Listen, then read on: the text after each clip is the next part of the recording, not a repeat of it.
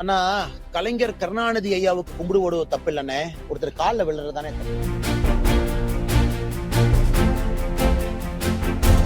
RB Udhayakumar ஐயாவுடைய சரித்திரத்தை நான் சொல்றேன். நல்லா படம் பிடிச்சிக்கங்கண்ணே. சசிகலாமா அப்படி நின்னாங்கன்னா அப்படியே 3 அடிக்கு முன்னாடி இப்படி நிப்பாரு. அந்த போட்டோ வீடியோ நான் காட்டுறேன்.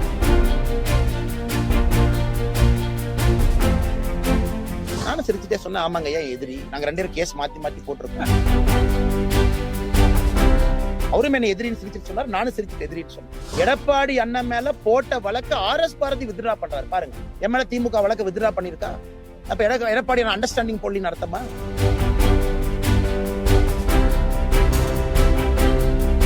தேசிய கட்சியிலிருந்து எங்கள் கட்சியினுடைய முதலமைச்சருடைய நிகழ்வை நான் புறக்கணிக்கிறேன்.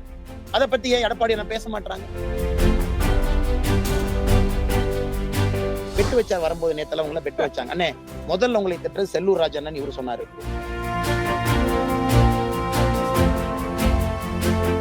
இங்க மாட்டிக்கிட்ட ஒரே ஆள் நான் தான். ஏன்னா நான் அரசு இல்ல, நான் ஒரு சாதாரண மனிதன், கட்சியினுடைய தலைவர். இப்ப எனக்கு பாத்தீங்கன்னா இந்த பக்கம் ஒரு இடி அந்த பக்கம் ஒரு இடின்னு மத்தளத்துல கொட்டுற மாதிரி நம்ம சென்னை சில்க்ஸின் பெருமை மிகு ஆடி சேல். தரமான ஆடி, பெருமை மிகு ஆடி. இது மட்டும்தான். பனியன்னா Milky Mist, only Milky Mist. மாநில அரசு நடத்திய விழா, மத்திய அரசு பங்கேற்ற விழா. காரணம், இது மாநில அரசு மத்திய அரசு கடிதம் எழுதுறாங்க. கலைஞர் கருணாநிதி அவர்களுக்கு 2024 100வது ஆண்டு வரும் பொழுது நாணயத்துக்கு அப்ரூவல் கொடுக்கணும் அப்படின்னு. அது உங்களுக்கு எப்படின்னா, ஒரு ப்ரொபோசல் வந்து ஃபினான்ஸ் மினிஸ்ட்ரிக்கு போனதுக்கு அப்புறம் அவங்க அதை அப்ரூவல் கொடுப்பாங்க. ஏன்னா அவங்க தான் authority for coins, coin mint பண்ணக்கூடிய அத்தாரிட்டி அவங்களுக்கு தான் இருக்கு. நம்முடைய நிதி அமைச்சகம் அப்ரூவல் கொடுக்குறாங்க. இது கேபினெட்டுக்குள்ள கிளியரன்ஸ் போகும். காரணம், ஒரு ஸ்பெஷல் கமமரேட்டிவ் காயின். அதன் பிறகு வேகமா மின்ட் பண்றாங்க. ஃபர்ஸ்ட் 200, 500, 1000 காயின் எவ்வளவு தேவையோ பிரிண்ட் பண்ணுவாங்க, பண்ணி கொடுத்துட்றாங்க. இதுவரைக்கும் நடந்த விழாக்கள் எல்லாம் பாத்தீங்கன்னா, தமிழகத்தை பொறுத்தவரை MS சுப்புலட்சுமி அம்மா அவர்களுக்கு 100வது ஆண்டுல அரசு வெளியிட்ட நாணயம் வந்து ஒரு தனியார் விழா. காரணம், ஒரு அறக்கட்டளை மத்திய அரசுக்கு அனுமதி கேட்டாங்க, மோடி ஐயா வந்து அனுமதி கொடுத்தாங்க. அது தமிழகத்துல தனியார் விழா. அதை தாண்டி இதுவரை தமிழகத்துல வந்திருக்கக்கூடிய தலைவர்கள் நாணயத்தை பத்தி பேசினீங்கன்னா, முதல்ல கிடைத்திருக்கக்கூடிய காமராஜர் ஐயா 2004, அது காங்கிரஸ் தலைமையிலான UP அரசு.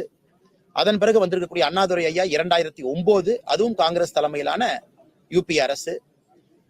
125வது ஆண்டு 125 ரூபாய் காயின் சர்வப்பள்ளி ராதாகிருஷ்ணன் ஐயா 2015, 2013 125வது ஆண்டு வந்திருந்தாலும் கூட அது NDA வந்த பிறகு நம்முடைய அரசில் அனுமதி கொடுத்தோம். அது அரசு கொடுத்த அனுமதி.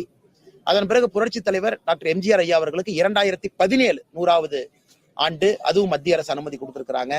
MS சுப்புலட்சுமி அம்மாவுக்கு தனியார் அமைப்பு அனுமதி கேட்டு அனுமதி வாங்கிட்டாங்க. கலைஞர் கருணாநிதி அவர்களுக்கு மாநில அரசு அனுமதி கேட்கிறாங்க. சோ சென்னையில் நடக்கக்கூடிய விழா நீங்க பார்த்திருப்பீங்க, இது ஒரு அரசு விழா. அரசு விழாவை பொறுத்தவரை மத்திய அரசு சார்பாக ஒருத்தர் பங்கேற்கும் பொழுது அது மத்திய அரசு விழாவாகவும் இருக்குது, மாநில அரசு விழாவாகவும் இருக்கு. உதாரணத்துக்கு பிரதமர் வர்றாங்க, தமிழகத்தில் ஒரு விழாவில் பங்கேற்கிறாங்க. அது வந்து மத்திய அரசு சார்பாக ஒருத்தர் வர்றாங்க, தமிழகத்துல அந்த விழா நடக்குது. அதனால இது மத்திய அரசு மாநில அரசு விழாவாகத்தான் நம்ம பார்க்கிறோம். செலவு எல்லாமே மாநில அரசு பண்றாங்க. காரணம், உரிமை கோரியவர்கள் மாநில அரசு, அவங்க தான் லெட்டர் எழுதுறாங்க மத்திய அரசு கொடுங்க அப்படின்னு. மத்திய அரசு பர்மிஷன் கொடுக்குறாங்க, மாநில அரசு அழைக்கிறாங்க, நீங்க வாங்கன்னு அழைக்கிறாங்க, மத்திய அரசு சார்பா வர்றாங்க. சோ ராஜ்நாத் சிங்ஜி அவர்கள் ஒரு BJP கட்சியின் சார்பாக வரல, மத்திய அரசு சார்பா ராஜ்நாத் சிங் ஐயா வர்றாங்க. இது ஒரு கிளாரிபிகேஷனுக்காக, நண்பர் கேட்ட கேள்வியினுடைய கிளாரிபிகேஷனுக்காக. இதுல வந்து சில தலைவர்கள் சொல்றாங்க, இல்ல இதுல பாருங்க தலைமைச் செயலாளர் இன்வைட் பண்ணிருக்காங்க, தலைமைச் செயலாளர் பேரு தான் வந்து சீஃப் செக்ரட்டரியினுடைய பேரு தான் இன்விடேஷன்ல இருக்கு. அது நேச்சுரல். மோடி ஐயா தமிழகத்திற்கு வரும் பொழுதும் இன்விடேஷன் தலைமைச் செயலாளருடைய பேர்ல தான் இருக்கும். செஸ் ஒலிம்பியாடுக்கு மோடி ஐயா வர்றாங்க. Because chief secretary is the number 1 civil servant of Tamil Nadu. தமிழ்நாட்டினுடைய நம்பர் 1 சிவில் சர்வெண்டாக தலைமைச் செயலாளர் அவங்க இருக்கும் பொழுது சீஃப் செக்ரட்டரி பேர்ல தான் எல்லா இன்விடேஷனுக்கு போகும். இது மரபு. இது வந்து ஒரு பெரிய ஒரு விஷயம் கிடையாது. ஒரு யூனியன் செக்ரட்டரியோ அல்லது நம்முடைய கேபினட் செக்ரட்டரியோ தமிழ்நாட்டுக்கு வந்து இன்விடேஷன் அடிக்க முடியாது. மரபு கிடையாது. அரசியலமைப்பு சட்டத்துல அதற்கான அதிகாரமும் இல்லை என்பதை இந்த நேரத்தில் தெரிவித்துக் கொள்கிறேன். அண்ணா, கலைஞர் கருணாநிதி ஐயாவுக்கு கும்பிடு ஓடுவது தப்பு இல்லண்ணே, ஒருத்தர் காலில் விழுறதுதானே தப்பு. ஆர்பி உதயகுமார் ஐயாவுடைய சரித்திரத்தை நான் சொல்றேன். சசிகலாமா பக்கத்துல இப்படி நிப்பார். சசிகலாமா அப்படி நின்னாங்கன்னா, நல்லா படம் பிடிச்சிக்கங்கண்ணே. சசிகலாமா அப்படி நின்னாங்கன்னா அப்படியே 3 அடிக்கு முன்னாடி இப்படி நிப்பார். அந்த போட்டோ வீடியோ நான் காட்டுறேன். இப்படி நிப்பார், இப்படி நிப்படி. அப்படி பேசினா கூட அந்த வார்த்தை அதிகமா வந்துடக்கூடாதாமா. காலில் போய் விழுவாங்க. அதை விட 5 முறை முதலமைச்சரா இருந்தவர். எனக்கும் அவருக்கும், அவர் பெரிய மனிதர், ஒரு கட்சியினுடைய தொண்டை. சித்தாந்த ரீதியில எங்களுடைய கட்சிக்கு நிறைய வித்தியாசங்கள் இருந்தாலும் தமிழகத்திற்கு அவர் செய்திருக்கக்கூடிய பணிக்காக ஒரு சாதாரண ஒரு விவசாயி மகனாக இருக்கக்கூடிய அண்ணாமலை போய் அவருடைய மெமோரியல்ல ஒரு கும்பிடு போட்டு வரணும்னு நினைச்சா அதை பெருமையா தானே பாக்குறேன், நான் அதை சிறுமையா பார்க்கல. 2வது, எங்களுடைய கூட்டணி வாஜ்பாயோட 5 ஆண்டு காலம் இருந்திருக்கிறார். இதே கலைஞர் கருணாநிதி என்ன சொன்னாங்க? பாரதிய ஜனதா கட்சியை பற்றி தவறான பிரச்சாரம் தமிழகத்திலே செய்யப்படுகிறது, அதை உடன்பிறப்புக்கெல்லாம் அதை போய் மக்கள்கிட்ட பேசணும், இதே ஐயா தான் சொன்னாங்க. அதுக்குள்ள எனக்கு அரசியல் பேச விரும்பலீங்கன்னா, இன்னைக்கு தமிழகத்துல இது போன்ற அரசியல் என்ன சொல்றாங்க? கலைஞர் கருணாநிதி ஐயா இறந்த பிறகு 100 ஆண்டு இருக்கு. என் வயசு 40. ஏன்னா வயசே அவருடைய அரசியல் அனுபவம் கிடையாது. அவருக்கு 80 ஆண்டு காலம் அரசியல் அனுபவம் மட்டுமே. 50 இயர்ஸ் டைரக்ட் பாலிடிக்ஸ். 30 ஆண்டு காலம் நேரடியா திரைத்துறையில் எழுதியவர். எத்தனையோ இடத்துல, பல இடத்துல கருத்து வேறுபாடுகளை வெளிப்படையா வைத்தாலும் கூட 100வது வருஷத்துல அந்த விழாவுல அங்க போய் ஒரு மரியாதை செய்வதை கூட இவங்க செய்வதை கொச்சைப்படுத்தணும்னு நினைச்சாங்கன்னா தப்பு. இன்னைக்கு நான் பல பேர்த்த பத்தி பேசுறேன். அறிஞர் அண்ணா அவருடைய நினைவிடத்திற்கு சென்று அதே மாதிரி நான் கும்பிடு போட்டு வந்திருக்கேன். காரணம், தமிழகத்தினுடைய முதலமைச்சரா இருந்தாங்க, 2 ஆண்டு காலம் பணியாற்றினாங்க, போராட்டம் செஞ்சிருக்கிறாங்க. எங்களுக்கும் அறிஞர் அண்ணாதுரை அவர்களுக்கும் கடவுளை பொறுத்தவரை 1008 கருத்து வேறுபாடுகள் இருக்கு, வெளியே வைக்கிறோம். ஆனா தமிழகத்திற்காக பணி செஞ்சவங்களை போய் நீங்க பார்க்க கூடாதுன்னா எப்படி? புரட்சி தலைவி அம்மா அவர்களுக்கும் நான் மரியாதை செய்வேன், அது எப்படி இல்லைன்னு சொல்லுவீங்க? புரட்சி தலைவர் டாக்டர் எம்ஜிஆர் அவர்களை பத்தி சொல்லவே வேண்டாம், ஒரு மகான். இன்னைக்கு தமிழகத்துல இதையெல்லாம் ஒரு குற்றமாக அண்ணன் ஆர்பி உதயகுமார் அவர்கள் பத்திரிகையாளர் சந்திப்புல போய் கும்பிடு போட்டாரு அப்படின்லாம் சொன்னாங்கன்னா நான் என்ன சொல்றேன்னு தெரியல. காலில் விழுகல, இப்படி பேசல, கூனி குறுகி நிக்கல, 3 அடி தள்ளி நிக்கல, கம்பீரமாக நடந்து போய் கம்பீரமாக 6 அடி இருக்கக்கூடிய நான் முதுகெலும்பு வளையாம வணக்கம் செலுத்தி விட்டு வந்திருக்கின்றேன். அதற்கு நான் பெருமைப்படுறேன், அதுக்கு நான் பெருமைப்படலைங்க. திமுகவை பொறுத்தவரை தமிழகத்துல இன்னைக்கு எதிர்க்கக்கூடிய ஒரு அரசியல் கட்சி, நான் ஸ்டாட்டிஸ்டிக்ஸ்ல சொல்றேன், பாரதிய ஜனதா கட்சி. ஆர்ப்பாட்டங்கள், போராட்டங்கள், கட்சியினுடைய தொண்டர்கள் எத்தனை பேர் சிறைக்கு போயிருக்கிறாங்க கணக்கெடுங்க. அதிமுகவை கணக்கெடுங்க. தலைவராக எடப்பாடி அண்ணனை என்னையும் கம்பேர் பண்ணுங்க. என் மீது போடப்பட்டிருக்கக்கூடிய வழக்குகளும் எடப்பாடி அண்ணன் மீது 3 வருடங்கள் போடப்பட்டிருக்கக்கூடிய வழக்குகளை பாருங்க. என் மீது போடப்பட்டிருக்கக்கூடிய கேஸ பாருங்க. உதாரணத்திற்கு ராஜ்நாத் சிங் ஐயா வரவேற்கிறதுக்கு நானும் இருந்த டிஆர் பால் அவர்கள் இருந்தாங்க. 2 பேரும் வரவேற்கும். டிஆர் பால் அண்ணன் அவர்கள் ராஜ்நாத் சிங்ஜியை பார்த்து என்ன சொன்னாங்கன்னா, என்னுடைய எதிரி அப்படின்னாரு. என்னை பார்த்து சிரிச்சுக்கிட்டே சொன்னார். நானும் சிரிச்சுட்டே சொன்னேன், ஆமாங்க ஐயா எதிரி, நாங்க 2 பேரும் கேஸ் மாத்தி மாத்தி போட்டிருக்கோம். அவர் என் மேல 500 கோடி ரூபாய் மான நஷ்ட வழக்கு போட்டிருக்காரு, நான் 100 கோடி ரூபாய் போட்டிருக்கேன், கேஸ் நடந்துகிட்டு இருக்கு. இதுல அவரு ஜெயிக்கிறாரா நான் ஜெயிக்கிறான்னு பார்த்திருக்கேன். அவர் மேல ஊழல் வழக்குக்காக நான் வெளியிட்டு இருக்கேன். அவரும் என்ன எதிரின்னு சிரிச்சுட்டு சொன்னார், நானும் சிரிச்சுட்டு எதிரின்னு சொன்னேன். நாங்கள் எதிரி தான், அதுல எந்த மாற்று கருத்து இல்ல. வழக்கு நடக்கத்தான் போகுது. இருவரும் இன்னொருத்தர் மேல கேஸ் போட்டிருக்கோம். RS பாரதி அவர்கள் என் மேல கேஸ் போட்டிருக்காரு, நான் RS பாரதி மேல 1 கோடி ரூபாய்க்கு வழக்கு போட்டிருக்கேன். அது மாறப்போதா? மாற போறது இல்ல, எதிரி தான். அதுல முதலமைச்சர் அவர்கள் எங்களோட தொலைபேசி மூலமாக வாங்குன்னு அழைக்கிறாங்க, நாங்க போயிட்டு வந்திருக்கோம். அதற்காக அவரை நான் கிரிட்டிசைஸ் பண்றதை நிறுத்த போறேன்னா, அவர் செய்யக்கூடிய தவறுகளை சுட்டி காட்டுறதை நிறுத்த போறோமா? இல்லை. அதனால நீங்க நல்லா புரிஞ்சுக்கலாம், டேட்டா வச்சு ஆர்கியூ பண்ணுங்க. இன்னைக்கு எடப்பாடி என்ன சொல்றாங்கன்னா, எடப்பாடி அண்ணன் மேல எத்தனை அவதூறு வழக்கு, எடப்பாடி அண்ணன் மேல போட்ட வழக்கு RS பாரதி வித்ட்ரா பண்றாரு பாருங்க. என் மேல திமுக வழக்கு வித்ட்ரா பண்ணிருக்கா? அப்ப எடப்பாடி அண்டர்ஸ்டாண்டிங் போலி நடத்தமா? RS பாரதி அவங்க ஹைவே டெண்டர்ல CBI என்கொயரி கேட்கிறாரு. அவர் போட்ட வழக்க மர்மமான முறையில RS பாரதி அவங்க வித்ட்ரா பண்றாங்க. கொடநாடு வழக்கு என்கொயரி எங்க போயிட்டு இருக்கு? அதை பத்தி ஏன் திமுக பேச? அதுக்குள்ள நான் போக விரும்பல. நேர்மையான பத்திரிகையாளர்களுக்கு உண்மை தெரியும். RS பாரதி அவங்க எதுக்கு கேஸ வித்ட்ரா பண்ணாங்க? எடப்பாடி பழனிசாமி அவர்கள் மீது CBI வழக்கு கோரி போடப்பட்ட ஹைவே டெண்டர் வழக்கு. என் மேல யாராச்சும் வித்ட்ரா பண்ணிருக்காங்களா? கிடையாது. நான் டிஆர் பால் என்கிட்ட கான்பிடன்ஸ்ல என்ன சொன்னாங்கிறதே நான் தெளிவுபடுத்திருக்கேன். அவர் சிரிச்சுக்கிட்டு சொன்னார், அவருக்கு பெருந்தன்மை இருக்கலாம், அதேதான் நானும் சொன்னேன். அதனால எங்களுக்குள்ள எந்த விதமான கருத்து வேறுபாடோ மாற்றமோ இல்லை. இது எதிர் துருவத்தில் இருக்கிறோம், நார்த் போல் சவுத் போல். அண்ணன் இது ஒரு பண்புனே. கண்டிப்பா பத்திரிகை நண்பர்கள் இதை கண்டிப்பா நீங்க பார்க்கணும்.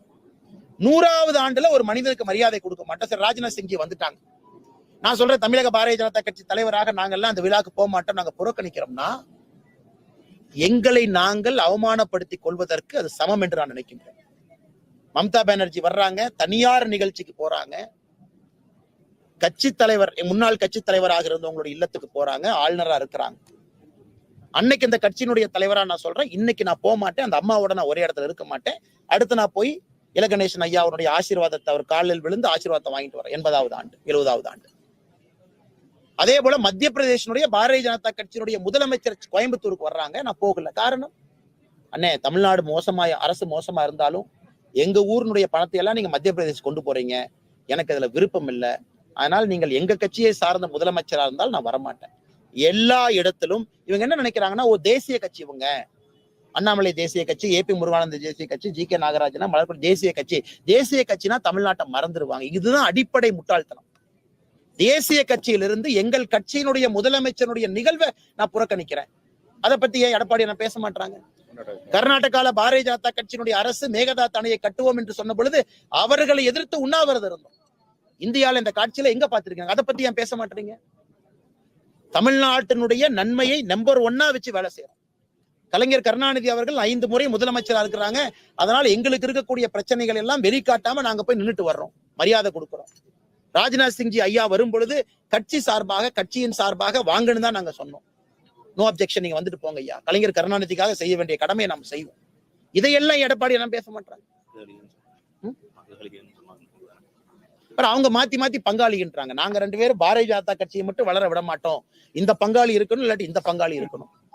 நாங்க சொல்றோம், நாங்களும் 3வது பங்காளி தாங்க, நாங்களும் இங்க தானே மாமா மச்சான் தான் நாங்களும். அதனால இந்த 2 பங்காளி வேண்டாம், நாங்க உள்ள புது பங்காளியா வர்றோங்கிறோம். அது தமிழக மக்கள் அங்கீகாரம் கொடுத்து 11% ஓட்டு, தேசிய ஜனநாயக கூட்டணிக்கு 18% ஓட்டு கொடுத்திருக்கிறாங்க. அதனால் இதை கொச்சைப்படுத்த வேண்டும் என்று ஆர்பி உதயகுமாரன் தனிப்பட்ட முறையில் நான் தாக்கல. அவர் தனிப்பட்ட முறையில கலைஞர் கருணாநிதி அவர்கள் சமாதிக்கு போய் ஒரு வணக்கம் செலுத்தியதை தவறுன்னு குற்றச்சாட்டு சொன்னாங்கன்னா, நான் யாருக்கும் போய் இன்னைக்கு அதே தனி மனிதன் கூட அவங்க இருந்தா நான் பேச மாட்டேன். அதே சசிகலா அம்மாக்கு இன்னைக்கு ஆர்பி உதயகுமாரன் மரியாதை செலுத்திட்டோம், அவர்கள் தனிப்பட்ட விஷயம் நான். ஆனா இன்னைக்கு அவங்களை எதிரிங்கிறாங்க. அங்கதான் பாருங்க, அன்னைக்கு போய் பக்கத்துல இப்படி நின்னவங்க, 3 அடி தள்ளி நின்னவங்க, இன்னைக்கு அவங்களை பத்தி தவறா பேசுறாங்க. இதுதான் இந்த அரசியல் கட்சி தலைவர்களுடைய இலக்கணம். ஒன்னா இருந்தா ஒன்னா இருங்க, மரியாதை கொடுத்தா மரியாதை கொடுங்க. அது எப்படி 2 வருஷத்துக்கு முன்னாடி உங்களுக்கு பங்காளிக, இன்னைக்கு பகையாளி? அதனால ஆர்பி பெட்டு வச்சார் வரும்போது, நேத்துல உங்களை பெட்டு வச்சாங்க. அண்ணே முதல்ல உங்களை திட்டுறது செல்லூர் ராஜன் இவரு சொன்னாரு. 100 ரூபா பந்தயம் ஆர்பி உதயகுமார் தான் முதல்ல திட்டுவாரு. அக்கா சொன்னாங்க, 100 ரூபா பந்தயம் இவங்க தானே திட்டுவாங்க. ஆனா இன்னைக்கு அந்த பந்தயத்துல ஆர்பி உதயகுமார் வந்திருக்காங்க, இன்னும் நல்லா திட்டுவாங்கண்ணே. சாயந்தரம் கோயம்புத்தூர் ஏர்போர்ட்டுக்குள்ள மறுபடியும் பேசணும். அதனால அதிமுக முதல்ல இந்த அண்ணாமலையின் மீது கக்கக்கூடிய வன்மத்தை அடக்கி வைக்கணும். காலையிலிருந்து ராத்திரி வரைக்கும் இவ்வளவு பெரிய ஒரு கட்சி, புரட்சி தலைவருடைய கட்சி, புரட்சி தலைவனுடைய கட்சி, என்னை போன்ற சாதாரண மனிதனை காலையிலிருந்து நைட்டு வரைக்கும் வசைபாடுவது எனக்கு பெருமையாக நான் எடுத்துக்கொள்கின்றேன். என்னுடைய கட்சிக்கு பெருமையா நான் எடுத்துக்கிறேன். காலையிலிருந்து நைட்டு வரைக்கும் ஒரு முன்னாள் முதலமைச்சர் வசைப்பாடுறார், ஏதோ ஆளுநருக்கும் முதலமைச்சருக்கும் நான் புரோக்கர் அப்படின்னு. இவங்க தான் அண்ணாமலை ஒண்ணும் இல்லாதவன்னாங்க. இன்னைக்கு ஆளுநருக்கு முதலமைச்சருக்கு பஞ்சாயத்து பண்றதே நான் தான் அப்படிங்கிறாங்க. அதனால இதை பார்த்து சிரிப்பது அளவுதான் தெரியலீங்கன்னா, கலைஞர் கருணாநிதி அவர்களுக்கு நீங்க மரியாதை செலுத்த வரலையா, முடிஞ்சு போச்சு, உங்க பிரச்சனை. நாங்க மரியாதை செலுத்தினோமா, எங்க பிரச்சனை. மத்த பிரச்சனையை பேசுவோம். மரியாதை செலுத்தினால ரகசிய கூட்டணி, கள்ள உறவு, என்ன வார்த்தை பாருங்க, கள்ள உறவு. அதனாலதான் நேத்து நான் கேட்டேன், கள்ள உறவுங்கிறது என்ன வார்த்தை? அது எப்படிப்பட்ட வார்த்தை? ஒரு முன்னாள் முதலமைச்சர் பயன்படுத்தக்கூடிய வார்த்தையா, ஒரு பக்குவப்பட்ட அரசியல்வாதி பயன்படுத்தக்கூடிய வார்த்தையா? அதையெல்லாம் தான் நாங்கள் கண்டிக்கிறோம். ராகுல் காந்தி அவர்களை ஏன் அழைக்கவில்லை? இது கேட்க வேண்டிய கேள்வி முதலமைச்சர் கேட்கணும். முதலமைச்சர் அவங்ககிட்ட கேட்கணும். இன்னைக்கு அண்ணன் செல்ல பிறந்தகை அவரு இந்த கவுண்டமணி சொல்லுவாரு, ஒரு புது விளக்கம் கொடுப்பாரு பாரு, நாமளே டமார்னு யோசிப்போம் அப்படிங்கிற மாதிரி அவர் ஒரு விளக்கம் கொடுக்கிறார். அதாவது அவங்க வந்ததெல்லாம் ஏத்துக்கிறோம், ஆனா இருந்தாலும் அப்படிங்கிறார். அண்ணா ராஜ்நாத் சிங்ஜி அவர்கள் வந்தது மத்திய அமைச்சராக, பாரதிய ஜனதா கட்சியினுடைய தொண்டனாக, தலைவராக வரல. பாதுகாப்புத்துறை அமைச்சர், கேபினெட்ல நம்பர் 2 சீனியாரிட்டி. பிரதமர் மோடி அவர்களுக்கு பிறகு மந்திரி சபையில நம்பர் 2 ராஜ்நாத் சிங்ஜி, அதான் order of precedence. Number 2 cabinet minister இன்னைக்கு தமிழகத்திற்கு மத்திய அரசின் சார்பாக பங்கேற்றிருக்கிறாங்க. அவங்க கவர்மெண்ட்டை கூப்பிடணும்னு முடிவு எடுத்திருக்கிறாங்க. நாளைக்கு ராகுல் காந்தி ஐயாவை இன்னொரு நிகழ்வுக்கு கூப்பிடுறாங்களோ அவங்க இஷ்டம். முதலமைச்சர் அவர்கள் மத்திய அரசை கூப்பிட்டு இருக்கிறாங்க, வந்துட்டு போயிருக்கிறாங்க. ஆனா இங்க மாட்டிக்கிட்ட ஒரே ஆள் நான் தான். ஏன்னா நான் அரசு இல்லை, நான் ஒரு சாதாரண மனிதன், கட்சியினுடைய தலைவர். இப்ப எனக்கு பாத்தீங்கன்னா என்ன சொல்லுவாங்கன்னா, இந்த பக்கம் ஒரு இடி அந்த பக்கம் ஒரு இடின்னு மத்தளத்துல கொட்டுற மாதிரி எங்களுடைய மத்திய அமைச்சர் வந்தாலும் அரசியல் கட்சி தலைவராக நாகரிகத்தையும் கடமையும் செய்ய வேண்டியது என்னுடைய தலையாய பொறுப்பு. அதை செஞ்சிருக்கிறேன். அதனால இதையே திரும்ப திரும்ப அவங்க அப்படி நோண்டி எடுத்தாங்கன்னா வெரி சாரி அண்ணா. நீங்க பாருங்க, நாணயம் வெளியிட்டு முடிச்சாச்சுனே, அடுத்த நாணயம் நாளைக்கு வெளியிட்டுருவாங்க. இன்னைக்கு இதே தான் போயிட்டு இருக்கு. இன்னைக்கு மக்கள் எல்லோரும் எங்களை விரும்புறாங்க. நான் பாரதிய ஜனதா கட்சி வரணும்னு நினைக்கிறாங்க. எந்த பங்காளிகளோடும் போக போறது இல்ல. நீங்க பாத்துருக்கீங்க, பாரதிய ஜனதா கட்சி 2024 அற்புதமான கூட்டணி மக்கள் முன்னாடி நிக்கிறாங்க. கூட்டாட்சி நம்ம சொல்லியாச்சு. அதனால பங்காளி என்று சொல்வதை விட எங்க கூட்டணி மாம மச்சான் கூட்டணி. இது பங்காளிகள் வேண்டாம், நாங்க மாம மச்சான் கூட்டணி. எல்லோரும் இணைந்து அக்கா தங்கைகள் மாம மச்சானாக இருந்து தமிழகத்தை வளப்படுத்துவதற்கு தேசிய ஜனநாயக கூட்டணி இருக்கு. இது மாமா மச்சான் கூட்டணி. பொங்கு பாசையில சொல்லணும் அப்படின்னா மாம மச்சான் கூட்டணினா வேற்றுமையில் ஒற்றுமை. என்ன ஜாதி கிடையாது, மதம் கிடையாது, இனம் கிடையாது. அதான மாம மச்சானுக்கான அர்த்தம். பங்காளினா ஒரே இனமா? மாம மச்சானா யாரு வேணாலும் இருக்கலாம். இஸ்லாமியர் நான் மாமன் தான் சொல்றேன். அரவக்குறிச்சியில் நான் பல பேர்த்த மாமன் தானே சொல்றேன். உங்க நாடுதான் நம்ம இஸ்லாமிய சகோதரர்கள் நாங்க மாமன் தான் சொல்றோம். அதனால அந்த மாம மச்சான் கூட்டணிக்கு எல்லாருமே வரலாம். பங்காளிகள்னா நான் தான் அப்படிம்பாங்க. மாம மச்சான் தானே எல்லோருமே. அதனால என்டிஏ கூட்டணி மாம மச்சான் கூட்டணி எல்லோரும் வாங்க. அதான் நாங்க சொல்றோம். ஆனா எல்லாரும் மாம மச்சான் தான். இல்லைன்னா அவங்களுக்கு டவுட் இருக்கு. சொல்லுங்க என்ன, இந்த மண்ணிலிருந்து இந்த வார்த்தையை பயன்படுத்துறோம். நல்ல ஒரு வார்த்தையாக 2026 தமிழக அரசியல் களத்தை இந்த மாமன் மச்சான் என்கின்ற வார்த்தை மாற்றும் என்கிற நம்பிக்கை எங்களுக்கு இருக்கு. நம்ம சென்னை சில்க்ஸின் பெருமை மிகு ஆடி சேல். தரமான ஆடி, பெருமை மிகு ஆடி. இதுதான், இது மட்டும்தான். Paniyana Milky Mist. Only Milky Mist. மின்னம்பலம்.com தமிழின் முதல் மொபைல் பத்திரிகை.